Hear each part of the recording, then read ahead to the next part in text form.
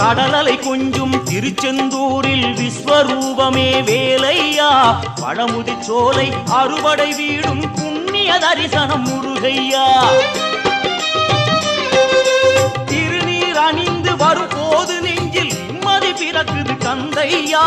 சுகனே சிவனார் மகனே உன்னை பாட பாட சுகமாகுதையா வேல் முருகா அரோகரா அரோகரா வேல் முருகா